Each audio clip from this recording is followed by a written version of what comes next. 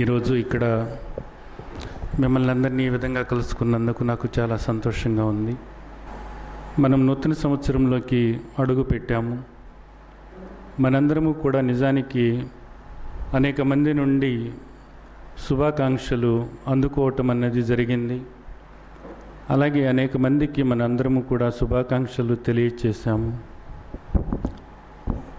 Happy new year, happy new year అని నిజానికి ఒకరికొకరు శుభాకాంక్షలు తెలియచేసుకోవటానికి కోట్లాది రూపాయలు ఖర్చు పెట్టి ఆ రోజు ఎంతో వేడుకగా ఒకరికొకరు శుభాకాంక్షలు తెలియచేసుకోవటం అన్నది మనందరము కూడా చూసాము. ఇంకా మనందరికీ కూడా శుభాకాంక్షలు అందుతూనే ఉన్నాయి, అందిస్తూనే ఉన్నాము. మర్చిపోయిన వాళ్లకు అందరూ సుఖంగా ఉండాలి, అందరూ ఆనందంగా ఉండాలి అనేటటువంటి భావనతో మనం శుభాకాంక్షలు తెలియచేస్తున్నాం. అయితే ప్రియమైనటువంటి మిత్రులారా, శుభాకాంక్షలు అయితే తెలియచేస్తున్నాము, హ్యాపీ న్యూ ఇయర్, సంతోషంగా ఉండాలి అని మనం తెలియచేస్తున్నాము. అలాగే మనం కూడా శుభాకాంక్షలు అందుకుంటున్నాం. సంతోషంగా ఉంటున్నామా అన్నది, ఎంతవరకు మనిషి ఈ రోజున సుఖంగా శాంతిగా జీవించగలుగుతున్నాడు? ఏ అలజడి లేనటువంటి, ఆందోళన లేనటువంటి ప్రశాంతమైనటువంటి జీవితాన్ని మనిషి అనుభవిస్తున్నాడా అన్నది నిజానికి మనందరము కూడా కోరుకుంటున్నటువంటిది. మనము మనవాళ్ళు సుఖంగా శాంతిగా సంతృప్తికరమైనటువంటి జీవితాన్ని జీవించాలి అనేటటువంటిది.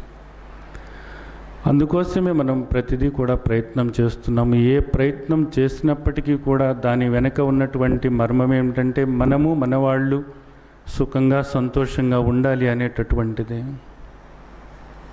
అయితే మనందరికీ తెలుసు ఆ విధంగా ఉండలేకపోతున్నాము అనేటటువంటి.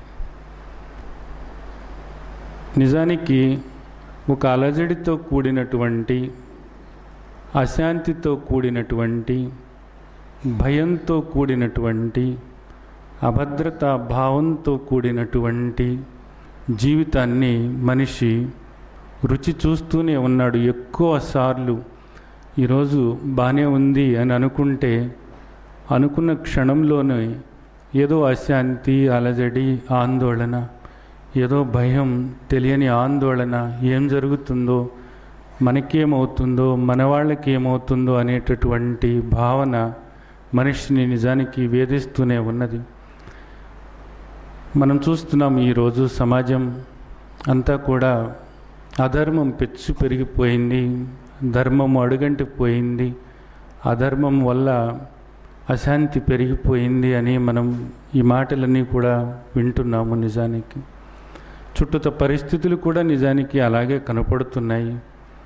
ఇది ప్రతి ఒక్కరూ కూడా లోకం ఈ విధంగా దిగజారిపోతుంది, లోకం దిగజారిపోతుంది, నైతిక విలువలు పతనమైపోతున్నాయి, మనిషి అలజడితో జీవిస్తున్నాడు. ఇదివరకటి రోజులే బాగుండేవి, రోజు రోజుకి నిజానికి అధర్మం పెచ్చు పెరిగిపోతుంది, అవినీతి పెచ్చు పెరిగిపోతుంది. మనిషి ఎన్ని విధాల సుఖ జీవితానికి ఏర్పాట్లు చేసుకున్నప్పటికీ కూడా ఎన్నో రకాలైనటువంటి వస్తువులను ఈరోజు మనిషి సుఖంగా జీవించటం కోసం ఏర్పరచుకుంటున్నాడు.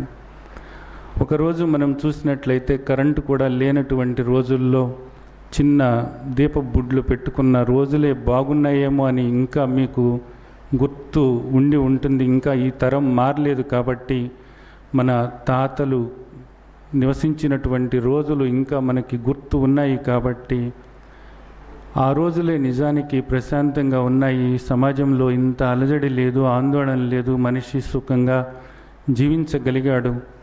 ఆ రోజున ఇన్ని సౌకర్యాలు లేవు, ఇన్ని రకాలైనటువంటి భోగాలను అనుభవించటానికి కావలసినటువంటి వస్తువులు లేవు, ఇంతటి ఆస్తులు లేవు, ఇంతటి డెవలప్మెంట్ లేదు. ఈ రోజున ఎన్నో రకాలుగా అభివృద్ధి సాధించామని మనం అనుకుంటున్నాము, దేశం ఎంతో ముందుకు వెళుతుందని మనం అనుకుంటున్నాము. ఎన్నో రకాలైనటువంటి వాహనాల దగ్గర నుంచి వస్తువుల వరకు, రోడ్ల దగ్గర నుంచి వీధులలో వెలిగేటటువంటి లైట్ల వరకు ఎన్నో రకాలైనటువంటి మార్పులు ఈరోజు చేసుకున్నాము. అయినప్పటికీ కూడా మనిషి అశాంతితో, అలజడితో ఒక పరుగు పందెంలో జీవిస్తున్నాడు అనేటటువంటిది అందరికీ తెలుసు. ప్రతి ఒక్కరూ కూడా ఇది అనుభవిస్తూనే ఉన్నారు. అయితే ఇక్కడ ఒక విచిత్రమైనటువంటి పరిస్థితి, మనిషి ఇలాంటి జీవితానికి నిజానికి అలవాటు పడిపోయాడా అనిపిస్తుందన్నమాట. శాంతిగా ఉండటానికి అలవాటు పడాల్సినటువంటి మనిషి ఈ రోజున అశాంతితో, అలజడితో, అభద్రతా భావంతో, భయంతో, ఆందోళనతో జీవించటానికి నిజానికి అలవాటు పడిపోయాడు అనిపిస్తోంది. ఎందుకంటే దాని నుండి మారాలని, ఆ పరిస్థితులు సరైనటువంటివి కాదు అని అర్థం చేసుకోకుండా దానిలోనే మనిషి కూరుకుపోతున్నాడు. దానివల్ల మనకు తెలుస్తూ ఉంది ఎన్నో రకాలైనటువంటి మానసిక, శారీరక రుగ్మతలు ఎదురవుతున్నాయి అనేది. అనేక సందర్భాల్లో హాస్పిటల్ పాలవుతున్నాము అన్నది తెలిసినప్పటికీ కూడా మనిషి దానిలోనే ఉంటున్నాడు తప్ప దాని నుంచి బయటపడాలి అనేటటువంటి భావన కలగటం లేదు. బయటపడాలని భావన కలిగినప్పటికీ కూడా ఏది చేయాలో తెలియనటువంటి ఒక అయోమయ పరిస్థితి. ఈరోజు మనిషికి రిలాక్సేషన్ కావాలి. కాసేపు ఈ రొటీన్ జీవితానికి భిన్నంగా సుఖంగా, ప్రశాంతంగా బ్రతకాలి అని ప్రతి మనిషి కూడా ఆశిస్తున్నాడు. దానికోసం సినిమాలకు వెళ్తున్నాడు, షికార్లకు వెళ్తున్నాడు, క్లబ్బులకు వెళ్తున్నాడు, పేకాటకు వెళ్తున్నాడు, తాగుడుకి వెళ్తున్నాడు, రకరకాలైనటువంటి వ్యసనాలకు మనిషి వెళ్తున్నాడు. ఎందుకంటే కాసేపు రిలాక్స్ అవుదాం, ఈ రొటీన్ నుంచి బయటపడదాం అనేటటువంటి భావనతో. అయితే నిజానికి ఆ రిలాక్సేషన్ అనేటటువంటిది, ఆ సుఖం అనేటటువంటిది మనిషికి వీటిలో వస్తుందా అన్నది. అలాగే ఈ రోజున రకరకాలైనటువంటి మందులకు కూడా మనిషి బానిస అవుతున్నాడు. కాసేపు మనసు ప్రశాంతంగా ఉండటానికి వాడేటటువంటి మందు ఈ రోజున ఎన్నో కోట్లలో వ్యాపారం జరుగుతుంది. ఆ మందు కొన్ని కోట్ల రూపాయల మందు అమ్ముడుపోతుంది అంటే మనిషి పరిస్థితి ఏ విధంగా ఉందో మనం అర్థం చేసుకోవచ్చు. ఒక మనిషి తాను ప్రశాంతంగా ఉండటానికి మందు మీద ఆధారపడుతున్నాడు ఈ రోజున. అయితే ఇదంతా ఎందుకు జరుగుతుంది అన్నది, దీని నుంచి మనం నిజానికి అసలు బయటపడగలమా అన్నది మనం ఒక్కసారి ఆలోచించినట్లయితే, మన చిన్నప్పుడు మన తండ్రులు, మన తాతల సమయం తీసుకున్నట్లయితే అది ప్రశాంతంగానే వాళ్ళు ఉండేవాళ్ళు అన్నది మనకు అర్థమవుతుంది. రోజు రోజుకి పరిస్థితి విషమించుతుందే తప్ప నిజానికి ఇది బాగుపడుతుంది అనేటటువంటి ఆశ మనకెక్కడ కూడా కనుచూపు మేరలో కనిపించటం లేదు. ఈ రోజున రకరకాలైనటువంటి యోగాలు మన ముందున్నాయి, రకరకాలైనటువంటి ధ్యాన పద్ధతులు మన ముందున్నాయి, రకరకాలైనటువంటి ఆధ్యాత్మిక పద్ధతులు, అలాగే రకరకాలైనటువంటి గురువులు ఎందరో మన ముందున్నారు. ఇంకా వాళ్ళను మించి బాబాలు ఉన్నారు, భగవాన్లు ఉన్నారు, స్వామీజీలు ఉన్నారు, గురువులు ఉన్నారు. వీళ్ళందరూ కూడా మన ముందు ఉండి వాళ్ళు చేసేదాన్ని చేస్తూనే ఉన్నారు. అయినప్పటికీ కూడా మనిషి అశాంతితో, అలజడితోనే ఉన్నాడు అన్నది మనందరికీ తెలుస్తున్నటువంటి విషయం. ప్రతి ఒక్కరూ కూడా అంతో ఇంతో రుచి చూస్తున్నటువంటి విషయమే. అనేక సమస్యలలో కూరుకుపోయి సమస్యల నుండి ఎలా బయటపడాలో తెలియక రకరకాల మార్గాల్లో సమస్యల నుండి బయటపడటానికి మనిషి ప్రయత్నం చేస్తూనే ఉన్నాడు. ఇప్పుడు ఏం చేయాలి? ఒక చిన్న ఉదాహరణ తీసుకుందాం. ఒక వ్యక్తి ఒక సంస్థను స్థాపించాడు. ఒక సదుద్దేశంతో నలుగురికి ఉపయోగపడాలి అనేటటువంటి ఉద్దేశంతో ఒక వ్యక్తి ఒక సంస్థను స్థాపించాడు. ఆ సంస్థ సరిగ్గా నడవటానికి ఆయన కొంతమందిని ఏర్పాటు చేసుకున్నాడు. వాళ్ళ ద్వారా ఆ సంస్థ సరైన రీతిలో తన ఆశయాలకు అనుగుణంగా, తను అనుకున్నటువంటి భావాలకు దగ్గరగా తాను ఏదైతే అనుకున్నాడో నలుగురికి సహాయపడాలి, నలుగురు సుఖంగా శాంతిగా ఉండాలి అనేటటువంటి తన ఆశయాలకు దగ్గరగా ఈ సంస్థను ప్రజల వద్దకు తీసుకెళ్ళటం కోసం కొంతమందిని తను ఏర్పాటు చేసుకున్నాడు. అయితే ఈ ఏర్పాటు జరుగుతున్నది. ఈ సంస్థను స్థాపించినటువంటి వ్యక్తి నిజానికి ఎక్కడో దూరంగా ఉన్నాడు అని అనుకుందాం. అయితే ఈ సంస్థ అయితే ప్రజల ముందుకు వెళ్ళింది. ఎంత బాగా వెళ్ళింది అంటే ప్రతి ఒక్కరికి తెలిసేలాగా వెళ్ళింది. ప్రతి ఒక్కరికి కూడా ఈ సంస్థ గురించి తెలుసు. తెలియని వాళ్ళు నిజానికి ఎవరూ లేరు. అయితే ఇక్కడ ఈ జరుగుతున్నది ఏమిటంటే, సదుద్దేశంతో ఆ సంస్థ స్థాపించినటువంటి వ్యక్తి ఎవరినైతే ఏర్పరచుకున్నారో, ఎవరైతే ఈ సంస్థను ప్రజలకు అందించాలో, ఈ సంస్థలోని ఫలాలను ప్రజలకు అందించాలో వాళ్ళు స్వంతంగా వ్యవహరించటం మొదలుపెట్టారు. వాళ్ళ స్వలాభం కోసం వాళ్ళు సంస్థను వాళ్ళ ఇష్టం వచ్చినట్లుగా మార్చుకుంటూ వాళ్ళ ప్రకారంగా ప్రజలకు అందించటం మొదలుపెట్టారు. ప్రజలు కూడా నిజానికి సంస్థ స్థాపించినటువంటి వ్యక్తి అభిమతం ఏదో, తన ఆశయాలు ఏమిటో గ్రహించకపోవటం వల్ల, ఆయన నుండి ఏ సందేశం వచ్చిందో ఆ సందేశం గ్రహించకపోవటం వల్ల ప్రజలు కూడా వాళ్ళకు కనిపిస్తున్నటువంటి మధ్యవర్తులు ఎవరైతే ఉన్నారో ఆ మధ్యవర్తుల మాటలలోనే కూరుకుపోయి ఆ మధ్యవర్తులు చెప్పినట్లుగా వింటూ నిజానికి ఇదివరకటి కన్నా కూడా ఎక్కువ ఇబ్బందులు పడుతూ ఎక్కువ దుఃఖాన్ని అనుభవిస్తూ ఉన్నారు. ఇప్పుడు మీరు అర్థం చేసుకోవాల్సినటువంటి విషయం, కొంతమంది ఈ సంస్థలో చేరారు. ఎందుకు చేరారు నిజానికి అంటే, వాళ్ళందరూ కూడా సుఖంగా ఉండటం కోసం, శాంతిగా ఉండటం కోసం సంస్థలో చేరారు. అయితే నిజానికి సుఖంగా శాంతిగా ఉండలేకపోతున్నారు. ఎందుకు ఉండలేకపోతున్నారు అంటే, సంస్థను స్థాపించినటువంటి వ్యక్తి యొక్క ఉద్దేశం ఏమిటో, ఆ వ్యక్తి ఎలా నడుచుకోమని వీళ్ళను చెప్పాడో వీళ్లకు అసలు తెలియనటువంటి పరిస్థితి ఏర్పడింది. ఒక పెద్ద అగాధం ఏర్పడింది. సంస్థ స్థాపించినటువంటి వ్యక్తికి సంస్థ నుండి లబ్ధి పొందాల్సినటువంటి ప్రజలకు మధ్యలో ఒక పెద్ద అగాధం ఏర్పడింది.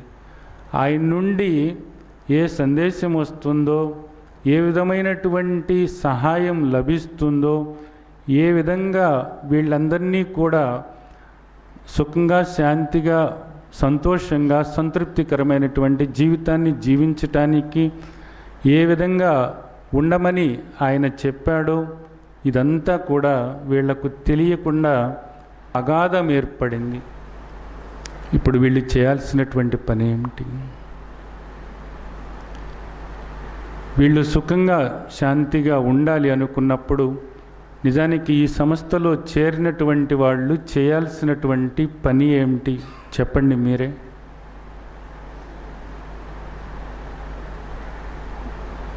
సంస్థ స్థాపించినటువంటి వ్యక్తి యొక్క అభిప్రాయం ఏమిటి, అతను ఏ విధమైనటువంటి సూచనలు ఇచ్చాడు, ఏ విధంగా జీవించమని చెప్పాడు అనేటటువంటిది తెలుసుకుని దానికి తగ్గట్లుగా నడుచుకోవటం.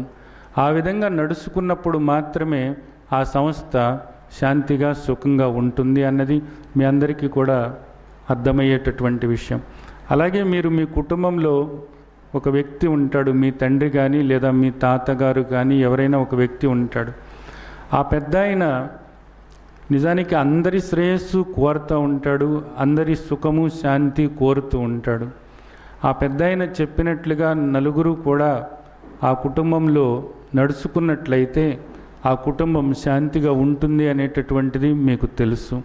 అలా కాకుండా కుక్కలు చింపిన ఇస్తరిలాగా నలుగురు నాలుగు త్రోవలు అయినప్పుడు నలుగురు 4 రకాలైనటువంటి అభిప్రాయాలతో ఉన్నప్పుడు, ఒకరికొకరికి పొందన కుదరినప్పుడు పెద్దాయన ఏ విధమైనటువంటి నియమాలు అయితే తన కుటుంబంలో ఏర్పరిచారో, అందరి సుఖం కోసం, అందరి శాంతి కోసం ఏ విధంగా ప్రవర్తించమని పెద్దాయన చెప్పారో తెలుసుకున్నప్పుడు ఆ కుటుంబం అంతా కూడా అశాంతితో, అలజడితో ఉంటుందన్నది మీ అందరికీ కూడా అనుభవమైనటువంటి విషయం. మరి ఈ 2 విషయాలు మనకు అర్థమవుతున్నాయి. ఒక ముఖ్యమైనటువంటి విషయాన్ని మాత్రం మనం అర్థం చేసుకోవటం లేదు. అర్థం చేసుకోవటానికి ప్రయత్నమే చేయటం లేదు. మనం ఒక్కసారి చూసినట్లయితే మన ముందు నిజానికి విశాలమైనటువంటి ఈ విశ్వం కనపడుతుంది. ఆది అంతము లేనటువంటి విశ్వం. ఒక్కసారి మీరు ఊహించండి, ఎన్నో నక్షత్రాలు, మరెన్నో గ్రహాలు, ఎంతో చరాచర సృష్టి, ఇదంతా కూడా అనంతమైనటువంటిది విశ్వం.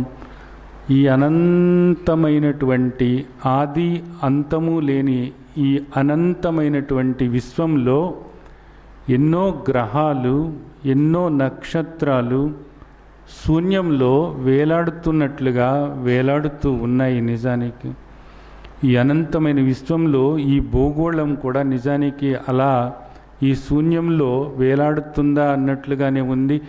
ఈ భూగోళంలో మనం నిజానికి ఒక చిన్న నలుసంత కన్నా తక్కువ వాళ్ళమే అన్నది మనందరికీ తెలిసినటువంటి విషయమే.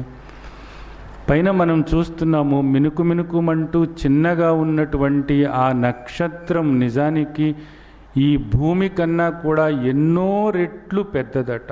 ఎన్నో రెట్లు, ఒక్కొక్క నక్షత్రం భూమి కన్నా కూడా ఎన్నో రెట్లు పెద్దదట. అంతటి విశాలమైనటువంటి ఆ నక్షత్రాలు, కోటాను కోట్ల నక్షత్రాలు, ఇంకా వాటికన్నా పెద్దవైనటువంటి ఎన్నో గ్రహాలు.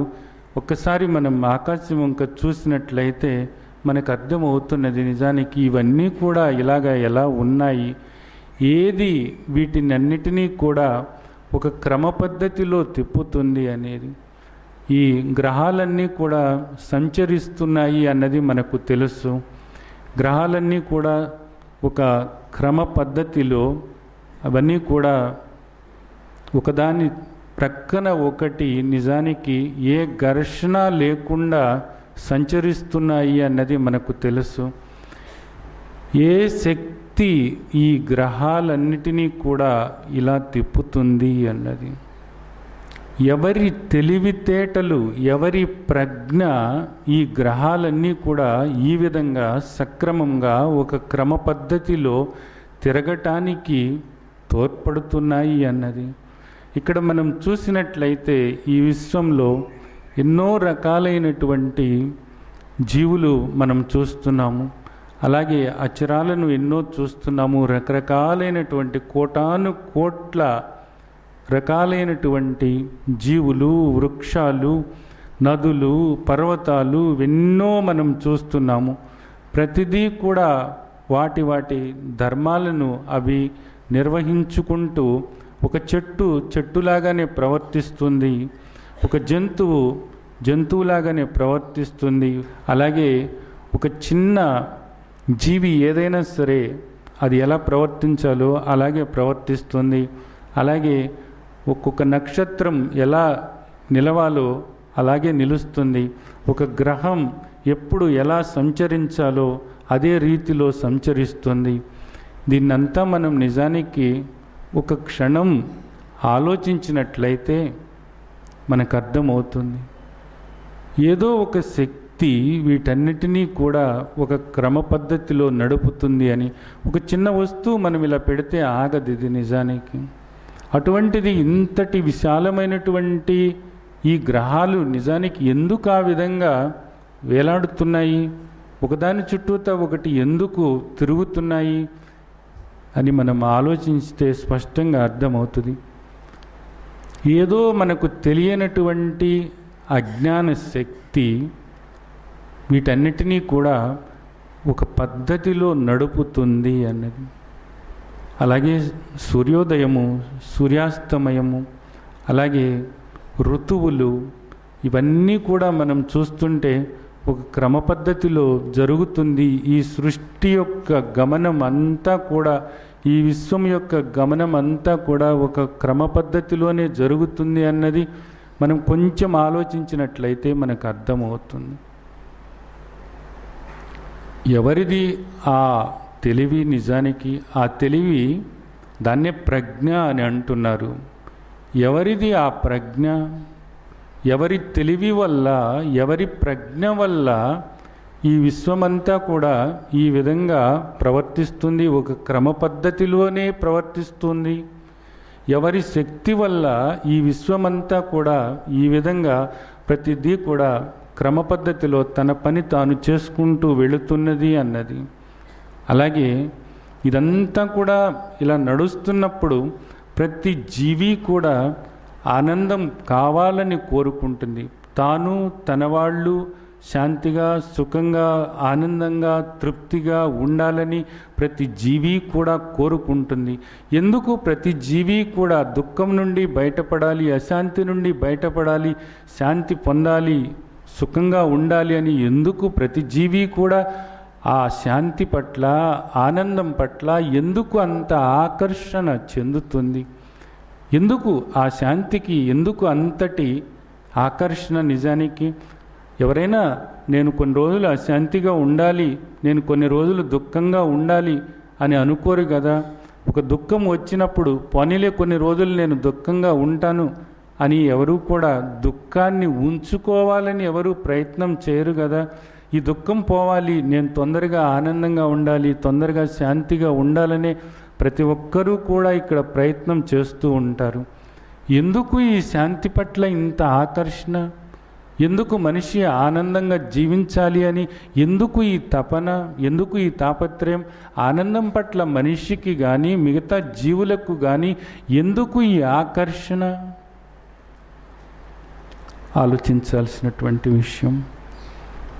ఏ ప్రజ్ఞ ఈ విశ్వమంతా కూడా నడపటానికి కారణమవుతుందో, ఏ శక్తి ఈ విశ్వమంతా కూడా ఈ విధంగా క్రమ పద్ధతిలో నడపటానికి ఉపయోగపడుతుందో ఆ ప్రజ్ఞే, ఆ శాంతే ఆనంద రూపమై ఉన్నది. ఆ ప్రజ్ఞే శాంతి రూపమై ఉన్నది. ఆ ప్రజ్ఞే ప్రతి జీవిని కూడా ఆకర్షిస్తుంది తన ఉనికిని గుర్తించమని. ప్రతి జీవి కూడా ఆనందంగా ఉండాలి అనేటటువంటిదే ఆ ప్రజ్ఞ యొక్క ఆలోచన. ఆ ప్రజ్ఞ ప్రతి ఒక్కరిని కూడా తన వైపు ఆకర్షిస్తుంది. శాంతి స్వరూపమైనటువంటి ఆ ప్రజ్ఞ ప్రతి ఒక్కరిని కూడా తన వైపు ఆకర్షిస్తుంది. ప్రతి ఒక్కరూ ఆనందంగా ఉండటానికి తన వైపు లాక్కుంటుంది. అందుకే ఇక్కడ ప్రతి జీవి కూడా నేను ఆనందంగా ఉండాలి, ఆనందంగా ఉండాలి అని కోరుకుంటుంది. అలాగే ఈ శక్తి, ఈ ప్రజ్ఞ, ఈ శాంతి ఇవన్నీ నిజానికి ఎవరివి అన్నవి? ఎవరివో నిజానికి మనకు తెలియదు. ఎవరివై ఉండవచ్చు నిజానికి ఇవన్నీ కూడాను? ఎవరివై ఉండవచ్చు? ఈ విశ్వమంతా కూడా ఈ విధంగా నడిపిస్తున్నటువంటిది ఆ శక్తి, ఆ ప్రజ్ఞ. ఈ విశ్వం, ఈ సృష్టి ఏర్పడటానికి ముందు ఉన్నదా లేక తర్వాత ఉన్నదా అన్నది. ఈ సృష్టిని మనం చూస్తున్నాము. ఇక్కడ ఈ చరాచర ప్రపంచాన్ని, ఈ చరాచర సృష్టినంతా కూడా మనం చూస్తున్నాము.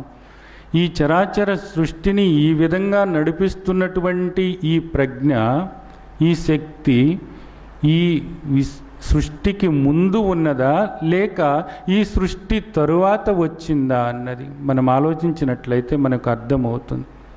ఇది సృష్టి ముందే ఉంది అన్నది, దీని నుండే సృష్టి వచ్చింది అన్నది. ఈ ప్రజ్ఞ వల్లనే, ఈ శక్తి వల్లనే ఈ సృష్టి నడిపించబడుతుంది అన్నప్పుడు మనం ఇక్కడ ఒక ముఖ్యమైనటువంటి విషయం అర్థం చేసుకోవాలి. ఒకరి తెలివితేటల వల్ల ఒక సంస్థ నడుస్తున్నప్పుడు ఆ వ్యక్తి ఆలోచన ఏదైతే ఉందో ఆ ఆలోచనకు తగ్గట్లుగా మనం ప్రవర్తించినప్పుడు మనం సుఖంగా శాంతిగా ఉండగలుగుతాం. ఒక కుటుంబంలో ఒక పెద్ద వ్యక్తి ఆలోచన ఏదైతే ఉందో ఆ ఆలోచనకు తగ్గట్లుగా ఆ కుటుంబ సభ్యులందరూ కూడా నడుచుకున్నట్లయితే ఆ కుటుంబంలోని వ్యక్తులందరూ కూడా సుఖంగా శాంతిగా ఉంటారు అన్నది మనకు అర్థమవుతుంది. అలాగే ఈ విశ్వంలో ప్రతి జీవి కూడా ఆనందం కావాలనే కోరుకుంటుంది. అయితే ఈ సృష్టికి కారణమైనటువంటి ఆ సృష్టికర్త ఆయనే శక్తి స్వరూపుడు, ఆయనే శాంతి స్వరూపుడు, ఆయనే ప్రజ్ఞాస్వరూపుడు. ప్రజ్ఞానం బ్రహ్మ. శక్తి స్వరూపుడైనటువంటి, శాంతి స్వరూపుడైనటువంటి, ప్రజ్ఞాస్వరూపుడైనటువంటి సృష్టికర్త ఆలోచన ఒకటి ఉంటుంది కదా. ఆయన ఆలోచన ప్రకారంగా నడిచినప్పుడు శాంతిగా ఉంటుందా, లేక మన ఆలోచనల ప్రకారంగా నడిచినప్పుడు శాంతిగా ఉంటుందా అన్నది మీరు 2 ఉదాహరణలో చెప్పారు. ఆ కుటుంబం యొక్క పెద్ద ఎవరైతే ఉన్నారో ఆయన ఆలోచనల ప్రకారంగా నడిచినప్పుడు అందరూ కూడా దాన్ని ఆచరించుకుంటూ ఒక పద్ధతిలో నడిచినప్పుడు ఆ కుటుంబం అంతా కూడా సుఖంగానే శాంతిగానే ఏ ఘర్షణలు ఏ అలజడి లేకుండా ఉంటాయన్నది మీరు చెప్పారు. అలాగే ఇక్కడ ఒక పెద్ద ఉన్నారు, పెద్ద బ్రహ్మము. ఆయనే బ్రహ్మము అంటున్నారు, ఆయనే పరమాత్మ అంటున్నారు, ఆయనే అల్లా అంటున్నారు, ఆయనే శక్తి స్వరూపుడు అంటున్నారు, ఆయనే దైవము అంటున్నారు, ఆయనే సృష్టికర్త అంటున్నారు. మరి ఆ సృష్టికర్త, ఆ ఏకైక సృష్టికర్త మనందరికీ తెలుసు సృష్టికర్త ఒక్కడేనని. ఎందుకంటే ఆయన అనేకంగా లేడు అన్నది అందరికీ తెలిసినటువంటి విషయమే. ఆ ఏకమైనటువంటి ఆ సృష్టికర్త ఆలోచన ఏదైతే ఉంటుందో ఆ ఆలోచనను మనం అర్థం చేసుకుని దానికి తగ్గట్లుగా మనం నడిచినట్లయితే ఇక్కడ మనం సుఖము శాంతి పొందవచ్చు అన్నది మహర్షులు చెప్పినటువంటి విషయం ఇది. అయితే మనం ఇక్కడ ఆ పని చేస్తున్నామా అన్నది. ప్రతి ఒక్కరూ కూడా సుఖంగా శాంతిగా ఉండాలని కోరుకుంటున్నారు. కొత్త సంవత్సరం వస్తుంది, happy new year, happy new year. అలాగే పుట్టినరోజులు వస్తాయి, హ్యాపీ బర్త్డే, హ్యాపీ బర్త్డే. రకరకాలైనటువంటి రోజులు ఇప్పుడు నిజానికి మమ్మీస్ డే అట, ఫాదర్స్ డే అట, ఇంకా ఎన్నో రోజులు మనం దిగుమతి చేసుకుంటున్నాము. ఎందుకని ఏ రోజైనా దిగుమతి చేసుకున్న ఏ రోజైనా రోజు మనకి నిజానికి ఆనందాన్ని ప్రసాదిస్తుందేమో అనేటటువంటి భావనతో వ్యాలంటైన్స్ డే రోజట ఎన్నో రోజులు మనం విదేశాల నుంచి దిగుమతి చేసుకుంటున్నాము. ఏ రోజు కూడా నిజానికి మనకు ఆనందాన్ని ఇవ్వటం లేదు. ఏ రోజు కూడా మనకి సంతృప్తికరమైనటువంటి నిండు జీవితాన్ని మనకు ప్రసాదించటం లేదు.